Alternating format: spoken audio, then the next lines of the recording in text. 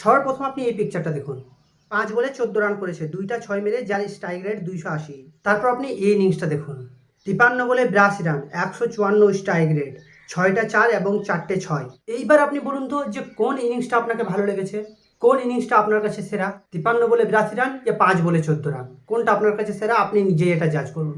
আশা করছি আপনাকে 53 বলে 82 রান করা ইনিংসটাই সেরা লাগবে, কারণ ইন্ডিয়া চেজ করতে নেমে পাকিস্তানের সাথে বিরাট কোহলি 53 বলে 82 রান করেছিল, যেখানে ইন্ডিয়ার কোনো প্লেয়ারের পিছে দাঁড়ানোর অকাত ছিল না। এবার আপনি আইপিএল এর যে ইনিংসটা নিয়ে বিরাটকে স্লো বলা হচ্ছে এবং বলা হচ্ছে যে সে তার নিজের জন্য খেলেছে, 72 বলে 113 রান করেছে, 4টে 6 মেরেছে এবং 12টা 4 মেরেছে, এবং তার স্ট্রাইক রেট 156 মানে 156। সেদিন কিন্তু তার স্ট্রাইক রেট ছিল 154।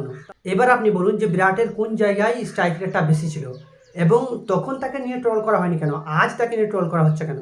আপনি কি জানেন যে বিরাট কোহলি 67 বলে 100 করেছিল, যেখানে সচিন টেন্ডুলকার তার আগেও 66 বলে 100 করে, মানে 66 বলে 100 করেছিল। তাহলে আপনি বলুন তো সচিনকে কেন সেদিন ট্রোল করা হয়নি, কেন তাকে এখনো পর্যন্ত মানা হয় যে সে ক্রিকেটের ভগবান? ভাই প্রায় বলা হয় বাবর আজমকে, মোহাম্মদ রিজওয়ানকে এবং বিরাট কোহলিকে যে এরা টি-20 টুকটাক করে খেলে, কিন্তু আপনাকে একটা কথা বলি, আপনি কি জানেন যে টি-20তে এদের থেকে রান বেশি কেউ বানায়নি, তারপরেও কিন্তু এদেরকে নিয়ে ট্রোল করা হয় যে এরা টুকটুক করে খেলে। চলুন আমি আপনাদেরকে দেখাচ্ছি যে বিরাট কোহলি রাজস্থান রয়্যালের বিরুদ্ধে কত বলে কত রান করেছে। সে 72 বল খেলে 113 রান করেছে, যেখানে তার স্ট্রাইক রেট 56, এবং সে 67 বলে 100 করেছে।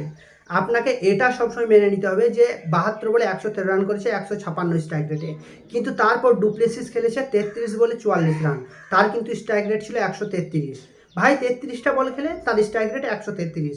এখানে আপনাকে বুঝে নিতে হবে যে সে কেমন ব্যাটিং করছিল। তারপরে ম্যাক্সওয়েল, যে হার্ড হিটিং একটা ব্যাটম্যান, সেখানে আপনার 3 বলে 1 রান করেছে, 6 বলে 9 রান করেছে চৌহান, সৌরভ চৌহান 6 বলে 9 রান করেছে। তারপর আপনার ক্যামেরন গ্রিন 6 বলে 5 রান করেছে, যার স্ট্রাইক রেট 83। আপনি ঠিকভাবে দেখুন তো এখানে বিরাট কোহলি ছাড়া আর কেউ ভালো রান করেছে, আর কেউ 50 রান করেছে, বিরাট কোহলি ছাড়া আর কেউ লং স্কোর করেছে কিনা? আপনাকে এটাই বোঝা উচিত যে অপোজিট টিমের বলারগুলো ছিল সেগুলো তাগড়া ছিল, আরসিবি সেখানে চলেনি, আরসিবির ব্যাটম্যানগুলো সেখানে রান করতে পারেনি, কিন্তু আপনারা সেটা না ভেবে এটাই ভাবছেন যে বিরাট কোহলি স্লো খেলে। কেউ যদি ক্রিকেট জানে বা বোঝে তাহলে কিন্তু কখনোই বিরাট কোহলিকে দোষারোপ করবে না, কারণ বিরাট কোহলি সত্যি সত্যি কিং। তো চলুন, আপনি যদি আমার এই ভিডিওটা এই পর্যন্ত দেখতে দেখতে চলে এসেছেন তো দয়া করে একটা সাবস্ক্রাইব করে যাবেন।